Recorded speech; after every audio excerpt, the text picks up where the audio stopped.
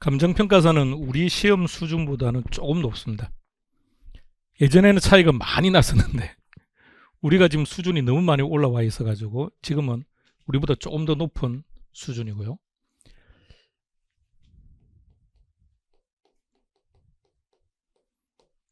대한민국에서 회계학 시험 문제는 공인회계사가 제일 수준이 높고요.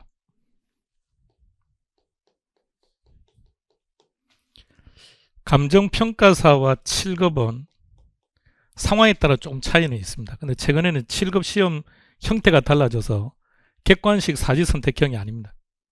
그런 형태의 시험이 아니기 때문에 요새는 뭐 크게 의미는 없고요. 7급 회계학은 세무직에 있습니다.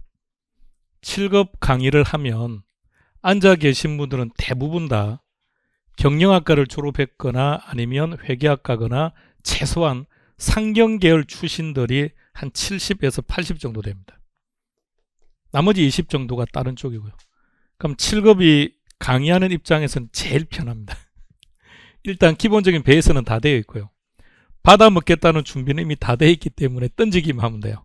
던지면 본인들이 받아 먹어요. 감정평가사 시험은 우리하고 똑같습니다. 회계학에 대해 실력이 빵빵한 분이 있는가 하면 전혀 태어나서 회계학을 접하지도 않은 분들도 많습니다. 그래서 감평사로 가면 주로 이제 어떤 사람들이 감평사 공부를 많이 하느냐 하면 하다가 내려오신 분들, 7급 공부하다가 이렇게 하신 분들, 이런 분들은 회계학을 잘해요. 근데 정말 이제 감평사 한번 해보겠다고 들어온 분들은 대부분 다 처음이신 분이 많아요. 그래서 강의할 때 포커스를 맞추기 좀 힘들어요. 감정평가사는 1990년 이전까지는 공인감정사와 공인평가사가 따로따로 있었습니다. 1년에 5명을 뽑았습니다. 왜 반응이 없습니까? 각각 5명씩. 1년에 5명. 그럼 이거는 실력하고는 상관없는 거 아닌가요? 시험 준비를 못해요. 그 5명 안에 어떻게 들어갑니까? 그러니까 시험 준비를 선뜻하기가 힘들었던 시험인데 90년도에 이 둘을 합쳐 통합합니다. 통합하면서 100명씩 뽑아요. 근데 성적이 동점일 때는 다 합격 처리가 되기 때문에 보통 110명 이렇게 합격을 하는 거죠. 그래서 이때 강의를 합니다. 그래서 1회 때는 강의 안 했고 3회 때부터 강의를 했었는데 3회 때부터 5년 동안 8회 때까지 강의를 한 것 같아요.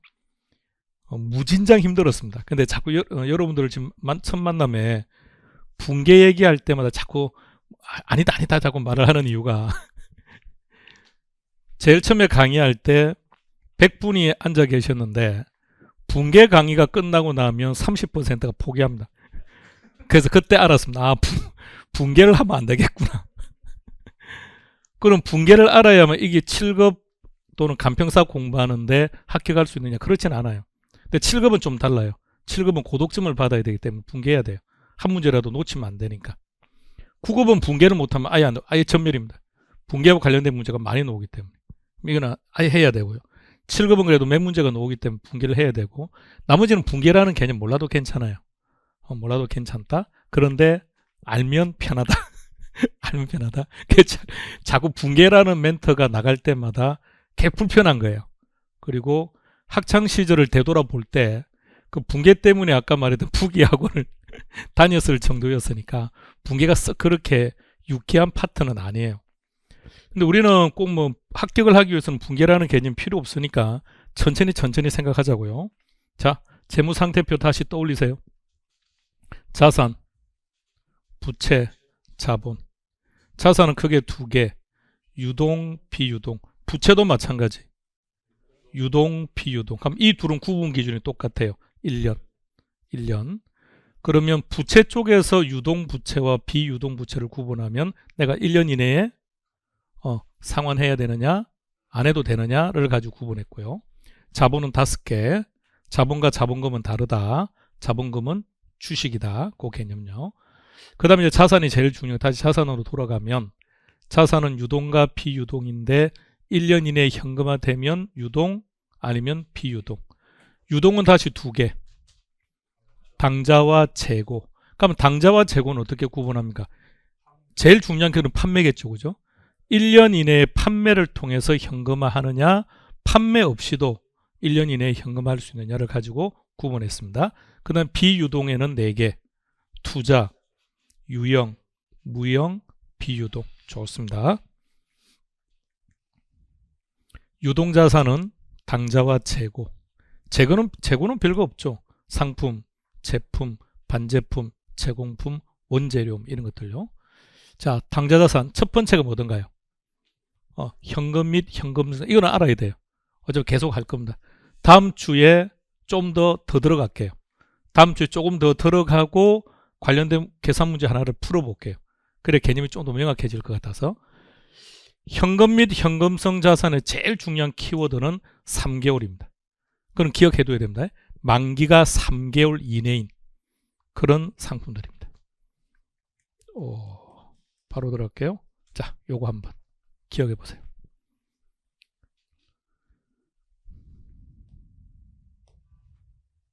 오늘은 여기까지만 볼게요. 다음 주에는 이걸 좀 더 구체적으로 한번 다뤄보고 계산 문제 하나 풀어보고 이렇게 할게요.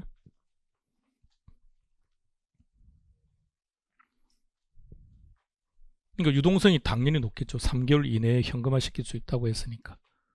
현금 예금이야 당연한 거고요. 요구불 예금 단어 그대로요. 내가 요구하면 현재든지 인출할 수 있는 예금. 흔히 CD라 그러죠. 양도성 예금 증서. 시험과는 관계없는데 그냥요. 양도성 예금 증서는 우리가 주로 매스컴을 통해 들었을 때는 부정적인 얘기로 많이 들었던 건데, 무기명. 자, 근데 양도성 예금 증서가 왜 자꾸 부정적인 수단으로 얘기되는 거죠? 자금 세탁용. 독특한 거예요. 일단 단어 속에서 보세요. 정서입니다. 정서는 종이 쪽지. 종이 쪽지인데 우리 수표처럼 생긴 거예요. 종이 쪽지인데 예금이래요. 우리 예금하면 통장 주죠. 요새는 뭐 통장 만들 때도 물어보죠. 왜 만드냐고 물어보긴 하는데 왜 은행 가서 통장 만들면 왜 은행에 통장 왜 만드냐고 왜 물어볼까요? 요새는 통장도 아무데나 만들어주지 않습니다. 이게 자꾸 다른 불법적인 용도로 활용되다 보니까 다 따지죠. 그리고 요새는 통장이 우리 개인에게는 가계부입니다. 가계부 똑같아요. 이게 기업의 장부와 똑같은 개념으로 사용됩니다. 근데 여기는 예금을 하면 정서를 준대요. 근데 독특한 게 우리가 은행에 예금해서 만기가 되면 우리가 은행에 적금을 불입했습니다. 그럼 만기되면 금액 돌려받죠. 만기가 1억이면 1억 받고 1000이면 1000을 받는 건데 얘는 독특하게 팔아먹을 수 있대요. 근데 무기명입니다.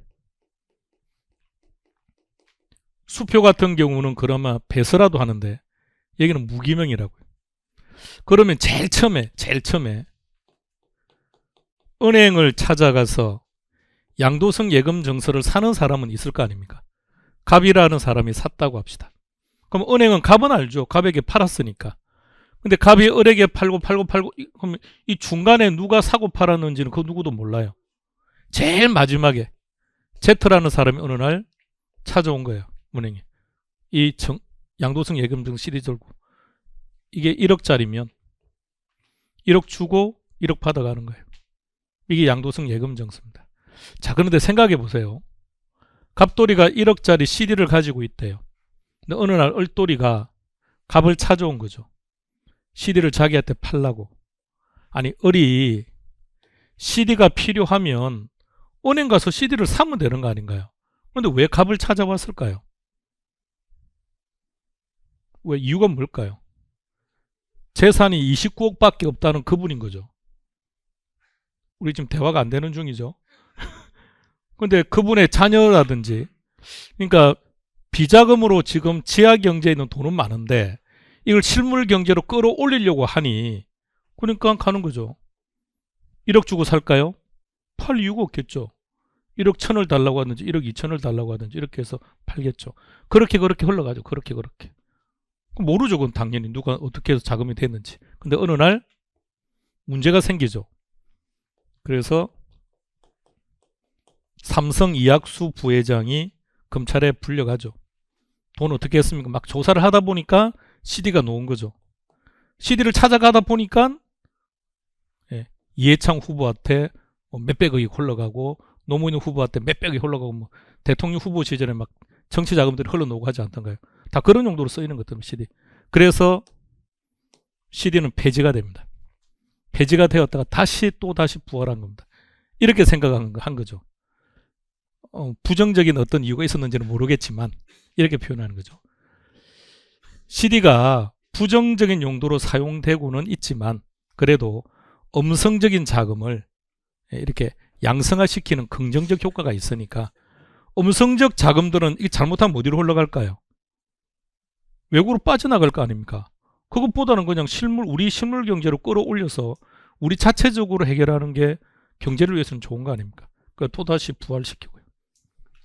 재밌는 친구입니다. 근데 이 양도성 예금 정서에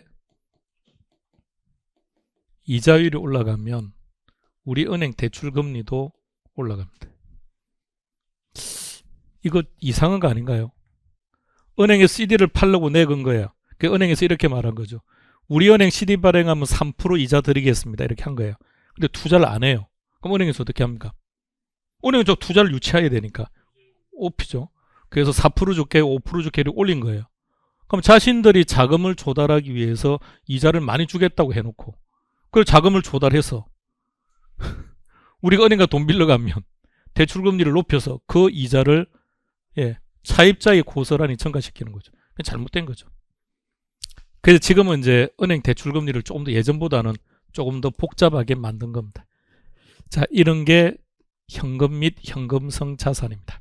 다음 주는 종류를 좀 더 많이 다루어서 구체적으로 한번 해볼게요. 단기 투자 자산은 필요 없습니다. 자, 외상 매출금. 자, 구경 한번 해봅시다. 한차 구경해 보세요.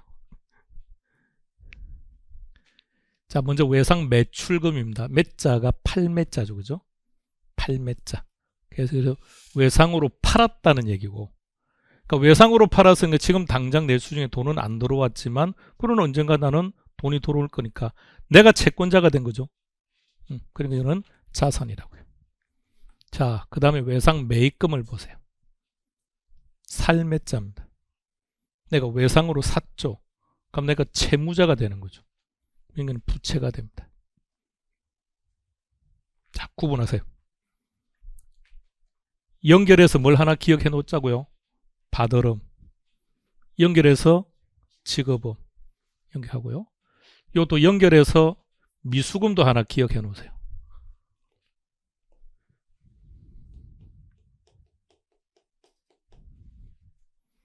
미수금하고 외상 매출금하고 한번 비교해 보세요. 미수금도 외상으로 판 거예요. 그래서 수금 못 한 거예요.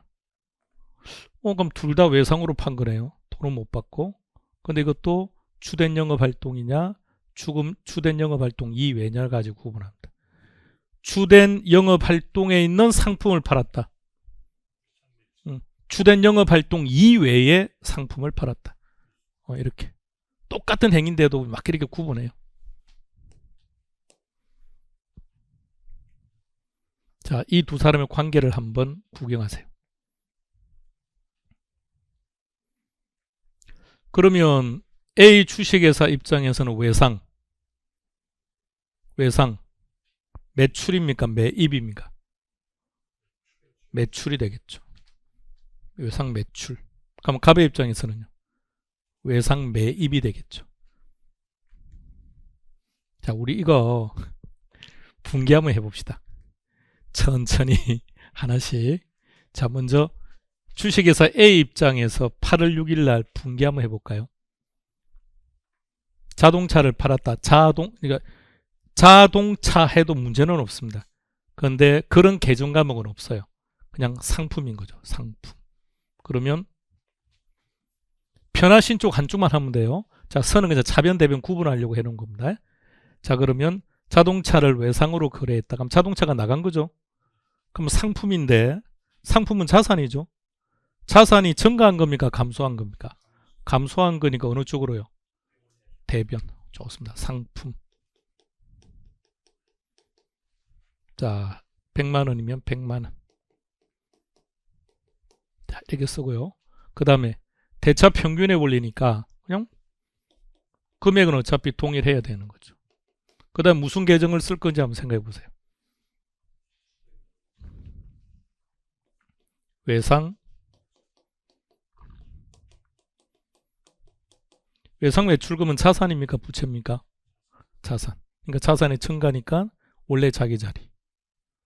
항상 내 머릿속에는 재무상태표 손익계산서가 있는 거예요. 자기 자리 쪽으로 가면 증가, 반대쪽으로 가면 감소의 의미. 이렇게. 그러면 갑돌이 입장에서 한번 분개해 보세요. 일종의 자동차가 들어온 거 아닙니까? 그럼 자산의 증가죠. 그러면 상품 100만 원이 들어왔는데 현금을 준 건 아니죠. 현금을 지급해 현금이라고 하면 되는데 여기는 외상 매입금이 되는 거죠.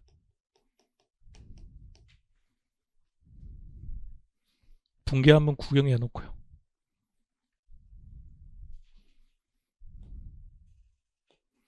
분계란 거래 요소를 분리하는 것. 분리해서 복식부기 원리에 따라서 차변과 대변의 기록을 하면 이것만 가지고도 해석이 가능하고 그렇게 분개를 하면 전체 합치면 대차 평균의 원리니까 금액은 똑같다 그죠? 근데 그게 만일 안 되면 어딘가 오류가 생겼다는 뜻이니까 자기 검증 기능도 발생한다. 외상 매출금이 어떤 건지 한번 쭉 읽어보세요.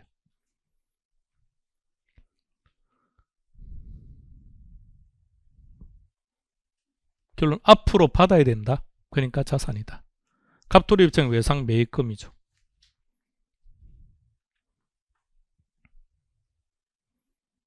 자, 오늘 두 번째 하는 거는 여기서 마무리합니다. 외상 매출금 받으름 한 세트로 묶어서 매출 채권 외상 매입금 지급금 합쳐서 매출 매입 채무. 예. 자, 그 용어 좀 일단 정리합시다. 그 다음 하나만 더요.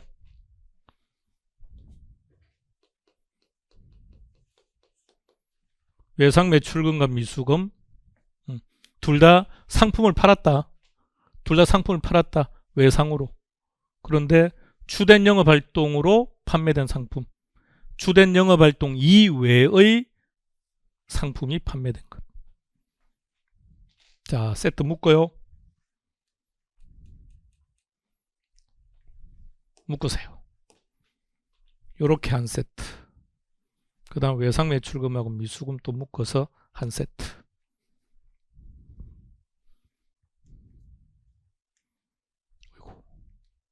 자, 받으름입니다.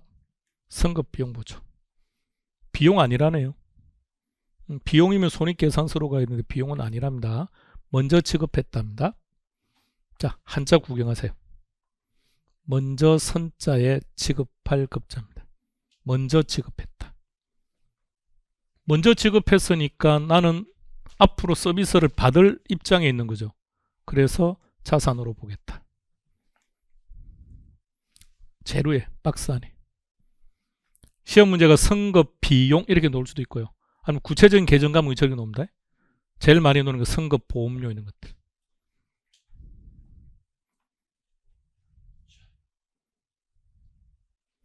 우리도 선급 임차료가 일반적입니까? 우리는 아니죠. 외국은 보통 1년치를 한꺼번에 주죠.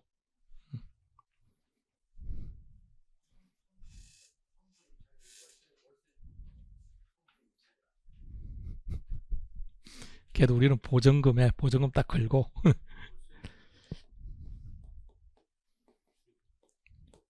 월세는 인류 역사상 대한민국에만 존재하는 아주 독특한 방식이에요. 월세가 아니고 전세가요. 전세가 합리적일까요? 월세가 합리적일까요? 이런 얘기는 맞습니까?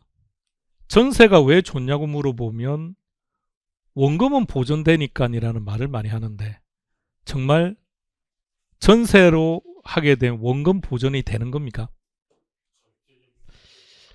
임대차 기간을 우리가 2년으로 설정하면 오늘 임대보증금 1억 주면 2년 후에 1억 돌려받는 겁니까? 1억 플러스 이자 돌려받는 겁니까? 1억 받는 겁니까? 그럼 2년 동안에 인플레가 발생한 것만큼 돈의 가치는 떨어졌는데 원금 못 받는 거죠. 실제로는. 명목상 동일한 금액이지 실질 가치는 이미 떨어져 있는 거죠. 그러니까 우리는 뭐 꼭 어떤 게 좋다 나쁘다 개념이 아니라 어떤 게 경제학적으로 합리적입니까? 라고 한다면 월세가 합리적이겠죠. 만일에 전세가 합리적이라면 유럽 애들이 가만히 있었겠습니까? 그 상업적인 마인드가 뛰어난 그들이 과연 가만히 있었을까요? 최근에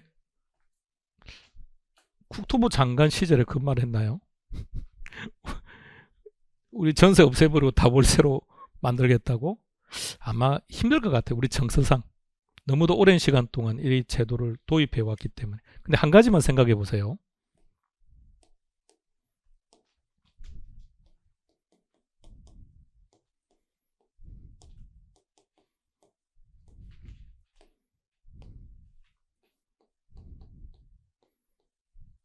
금리가 하락하면 전세, 월세 어떤 게 좋을까요? 어떤 게 유리할까요? 그러니까 내가 지금 임차인 입장에서 바라보느냐, 임대인 입장에서 바라보느냐에 따라서 딱 반대가 되는데 임대인 입장에서 바라보세요. 임대인 입장에서. 자, 전세 보전금을 받아서 은행에 예금하는, 아니 전세 보전금 받아 주식에 투자할 수도 있고 코인에 투자할 수도 있지 않느냐? 그런 거 상정하면 안 돼요. 전세 보전금을 받아서 은행이 예금한다는 전제예요. 근데 금리가 떨어졌어요. 그럼 집주인은 전세 안 하려고 하겠죠. 월세 달려고 하겠죠. 금리가 떨어지면 그러면 월세 공급은 어떻게 될까요? 이렇게. 그럼 전세 수요는요? 네. 그러면 전세 제도가 그냥 자연스럽게 시장에서 사라지는 방법은 어떨까요? 어떻게 하면 될까요? 금리가 올라간다고요? 아니, 어떻게 하면 될까요? 자, 시장에서는 현실적으로 부동산 시장에서는 수요자가 가격을 결정하기는 곤란하겠죠. 공급자 우위 시장이니까. 그죠? 그러면 금리가 계속 내려가면 임대인들이 전세 안 하려고 해요. 다 월세로 가요. 그럼 자연스럽게 시장에서는 전세가, 그러니까 우리가 상당히 오랜 기간 저금리 정책을 쓰다 보니까 자연스럽게 요 비율로 갔다가 월세 비율이 70%까지 가지 않았습니다. 70%를 넘어갔습니다. 그러다가 또 자연스럽게 금리가 올라가니까 또 이렇게 훅 나가버리지 않습니까? 최근에 또 전세 사기가 발생하고 하다 보니까, 그러니까 월세 제도라면 전세 사기라는 게 있을 수가 없지 않습니까? 그래서 아마 우리 시장도 아마 대폭 큰 변화가 생길 겁니다. 일본은 우리보다 인구수가 한 1.2배 많죠. 땅도 넓죠. 그럼 주택수는 당연히 많겠죠. 인구가 많은데. 그럼 일본도 우리처럼 중개사무실이 지금 우리가 똑같아요. 건물 주변 골목마다 공인중개사무실이 있었는데 부동산 거품이 꺼지면서 중개사무실이 자동적으로 정리가 됩니다. 그러면서 어디로 가느냐? 지하철로 갑니다. 지하철로 가서 강남역 주변에 크게 사무실이 들어가는 거예요. 1층에 있을 필요가 없죠. 8층 올라가면 되죠. 8층. 그렇게 해서 큰 규모로 사무실을 만들어서 그래서 공인중개사가 50명, 100명 근무하는 거예요. 예. 그래서 아예 그냥 회사도 그냥 주식회사입니다. 주식회사. 그러니까 우리가 말하는 그런 주식을 발행하는 주식회사는 아니지만 주식회사 형태로. 그렇게 하면 자본금의 규모도 어떨까요? 커지겠죠. 그러면 전세 사기도 그만큼 줄일 수 있을 것이고 그들도 다 우리처럼 그런 경험 했습니다. 다 80대 전세 사기 경험 다 하고요. 전세 사기는 공인중개사들이 나쁜 사람이라서 같이 동조하고 했을까요? 아니, 이 단순히 생각합시다. 부동산 가격이 지속적으로 상승했더라면 전세 사기가 일어났을까요? 아니죠. 이게 갑자기 꺾이는 바람이 생긴 거죠. 근데 그 임대인 입장에서도 가격이 계속 올라갈 거라는 전제를 했겠죠. 그러니까 많은 금액을 받았을 것이고 그 돈을 보유하고 있는 게 아니라 또 다른 사업에 써버린 거고 다른 사업이 망해버리고 물론 악의적인 사람도 뭐 일부 있다고는 하지만 자 갑시다. 한자를 구경하세요. 먼저 지급했다. 자, 그리고 위로 올라가서 개정 과목들을 다 구경하세요. 실제 시험에 선급 법인 이런 놈다 법인세.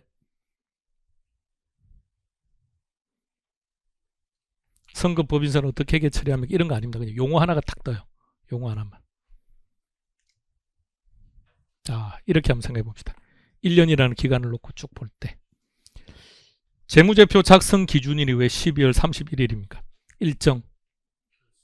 일정 시점이니까. 일정 시점.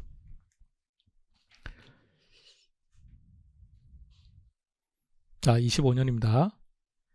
24년 12월 31일이라는 표현과 25년 1월 1일이라는 개념은 동일한 개념이에요. 1년치 보험료 120만 원을 5월 1일 날 지급했답니다. 5월 1일 날 지급했으니까 25년 4월 30일까지죠. 자, 그래서 요때 한번 분기 한번 해보세요.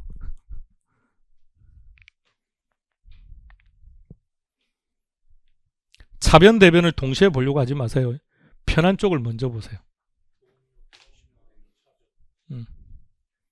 일단 현금이 나갔죠. 현금은 자산인데 자산이 감소했다는 뜻이니까 어디로 갈까요? 예, 대변 쪽에. 대변 쪽에 현금이 120. 그럼 대차 평균의 원리에 의해서 차변도 120 되면 되겠네요. 그런데 계정값 뭐라고 써줄까요? 보험료 조금만 더 정확하게. 선급 보험료가요? 아니죠. 이때는 보험료죠. 그래서 이걸로 한 번 더 물어본 겁니다. 이때는 상관없다. 보험료. 근데 이제 결산일이 되면 이제 문제가 생기는 거죠. 자, 5월 1일을 보세요. 5월 1일 날 여기서 보험료는 뭘로 처리된 거죠? 비용이죠. 비용을 120만 원 설정한 것은 언제까지입니까? 25년 4월 말까지죠. 근데 지금 우리는 24년 12월 31일 날 결산을 해야 되니까 요 4개월치는 줄 필요 없었던 돈을 미리 준 거 아닌가요? 그럼 이때 이제 이것에 대한 인식을 해야죠. 이제 선급 보험료가 이제 나와야죠. 자, 생각해 보세요. 선급 보험료 자산입니까? 자산이 증가되는 겁니까? 그러면 차변 쪽에 적어야 되겠네요. 차변 쪽에 선급 보험료 4개월치입니다. 40. 그럼 대변도 40. 그럼 계정값 뭐라고 쓸까요? 네, 보험료. 이렇게.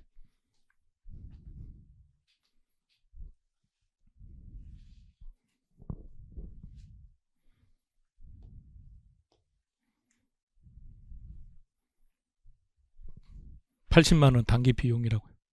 이건 상관없다는 거죠. 이 단기 비용이라는 게 방금 우리가 분개했을 때 어떤 계정으로 썼던 겁니까? 보험료. 나머지 4개월치 이게 문제죠. 차기 비용. 그럼 차기의 비용이니까 단기 입장에서 바라보면 이게 뭐가 되는 겁니까? 선급. 먼저 지급한 거죠.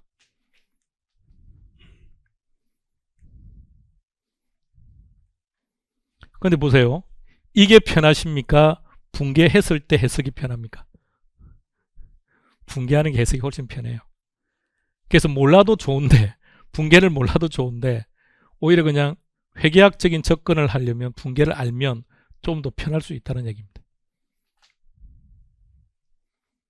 이게 선급보험료다. 재료의 제목 한번 보세요. 선땡땡 밑땡땡이라고 있는데 하나는 선급, 하나는 선수예요. 선급 무슨 말입니까? 미리 지급한 거죠. 그러니까 앞으로 내가 그 편익을 받아야 되는 입장이니까 이는 자산이 되는 거고, 선수 미리 받아버린 거죠. 그러니까 앞으로 서비스를 제공해야죠. 그러니까 부채가 되는 거죠. 그 다음 보세요. 미수예요. 여기는 보세요.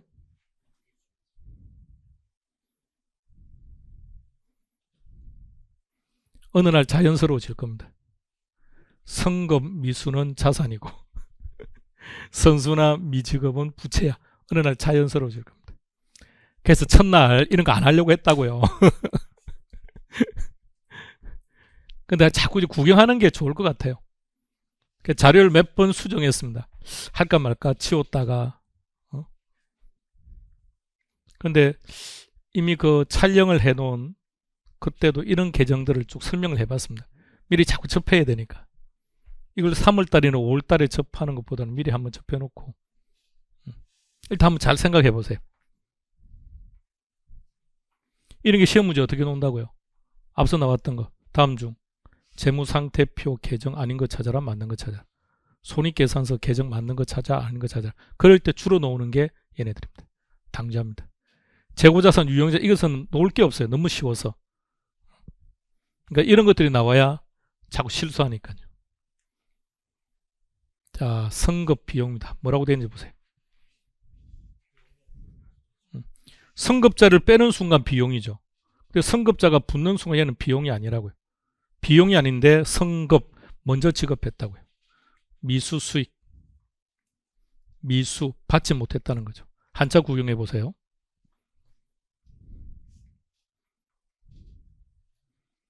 한자 그대로 해석하면 거두지 아니했다는 말입니다. 못 받았다. 그러니까 앞으로는 받게 돼야 되니까, 앞으로 받게 될 테니까 자산이 되는 거고요. 선수, 얘는 먼저 받았다고요.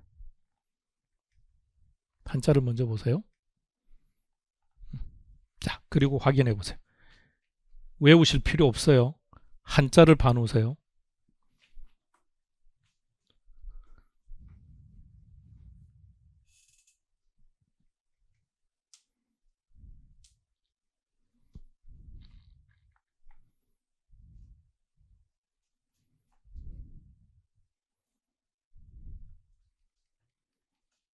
다시 갑니다.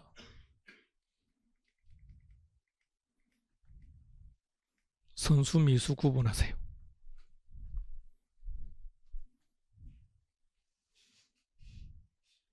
궁극적으로 그냥 단순히 암기하셔야 됩니다. 처음이니까 이제 어떤 개념인지 잘 파악을 하는 거지만 일정 시점이 지나고 나면 기계적으로 그냥 자산이야 부채 이렇게 바로바로 넣을 수 있도록.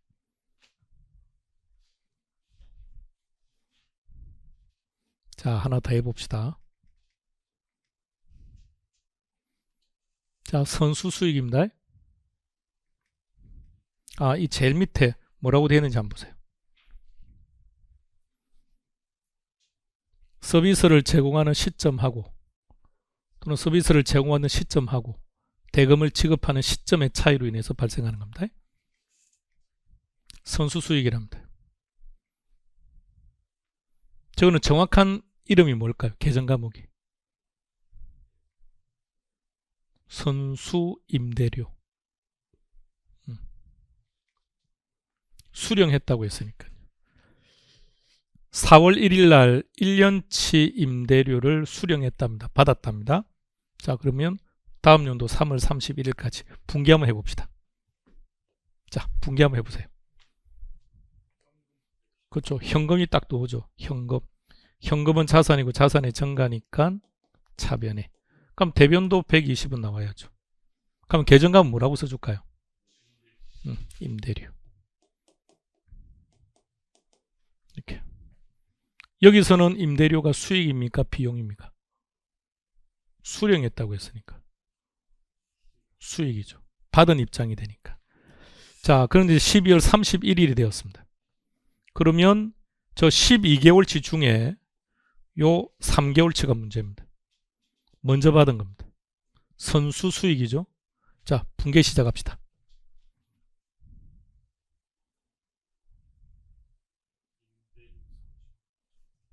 그리고요. 상대 계정은. 그럼 선수 임대료. 선수 임대료는 자산입니까? 부채입니까? 내가 지금 임대인 입장이니까. 부채? 그럼 부채가 증가한 겁니까? 그럼 어느 쪽이에요? 대변에. 금액은 얼마입니까? 30. 그럼 차변에는 뭘로 가야 됩니까? 이걸 작게 가야죠. 30만큼. 그럼 애초에 90이라는 말이죠. 이렇게. 그럼 두 개를 같이 보면서 한번 해석해 보세요. 4월 1일 날 임대료 120을 받았는데 그 중에서 먼저 받은 임대료가 있어서 요거는 다시 그만큼 임대료를 감소시킨 거죠. 예, 또 새로 합니다. 왜냐면 이때는 보험료는 이미 처리 받았죠. 받았는데 이때는 정상적이니까 다시 정상적인 처리를 해야죠. 예.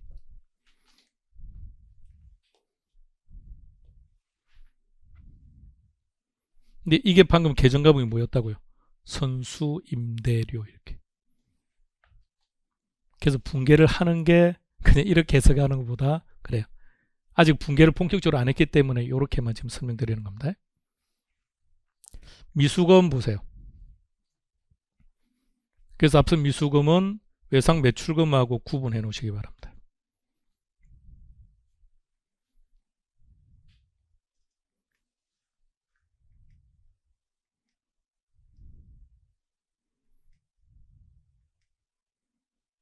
정의만 보세요.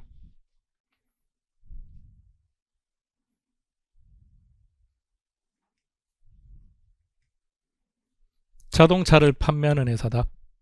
자동차를 가격에 외상으로 팔았다. 그럴 때는 주된 영업활동 과정에서 발생하는 상품이니까 외상 매출금이라는 계정을 쓴다. 그런데 이번에는 자동차 판매회사가 가지고 있는 비품을 팔았대요. 비품을. 이것은 주된 영업활동과는 관계없는 거죠. 주된 영업활동과 관계없는 상품을 외상으로 팔았대요. 그럴 때는 미수금 계정을 처리한다.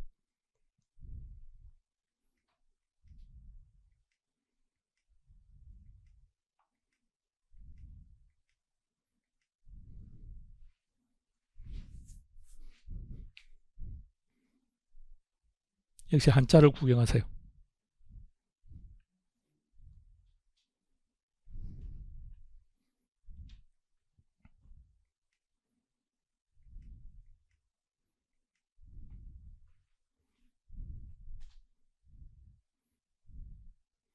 마지막 시간은 구체적인 계정으로 들어왔기 때문에 상대적으로 조금 더 불편할 수가 있습니다. 그래서 다음 주는 이 내용들을 좀 더 구체적으로 다루고 그 다음 단계로 넘어갈 겁니다. 자, 천천히 한번 머릿속에 그려보세요. 자, 오늘 했던 전체 내용들 중에 필요한 것만 딱 가봅시다. 회계란 정보를 제공하는 일련의 과정이다. 좀 줄이면 정보 제공이 목적이다. 근데 그 정보라는 게 어떤 정보라고요? 한마디로 표현하면 재무제표. 물론 이제 뭐 중요한 정보고 경제적 가치가 있는 이런 건데 그런 거 다 무시하고 그게 재무제표다. 재무제표 종류는 몇 개지? 5개. 자, 알아야 됩니다. 재무제표 천천히 첫 번째 재무상태표, 손익계산서, 현금 흐름표, 자본 변동표, 그리고 주석. 이 중에는 일정 기간도 있고 일정 시점도 있다. 일정 시점은 재무상태표 하나, 나머지는 일정 기간, 주석은 둘 다. 오케이. 그럼 재무제표 중에 우리는 재무상태표를 지금 구체적으로 하고 있는 겁니다. 재무상태표. 그러니까 재무제표 5개 중에서 재무상태표가 절대적으로 시험 문제 비중이 높습니다. 그 중에서 자산이 절대적입니다. 자, 그럼 재무제표에서 재무상태표로 넘어왔습니다. 재무상태표의 차변에는 자산, 대변에는 부채와 자본. 근데 재무상태표 대변이 나타내는 것은 돈을 어떻게 조달을 해왔지? 자금 조달 방법을 얘기하는 거예요. 그럼 그렇게 돈을 조달을 해와서 방금 예를 들었던 것처럼 뭐 상품도 있고 비품도 있고 기계장치 등등등등 어떤 자산을 사는데 이 돈을 사용했을까?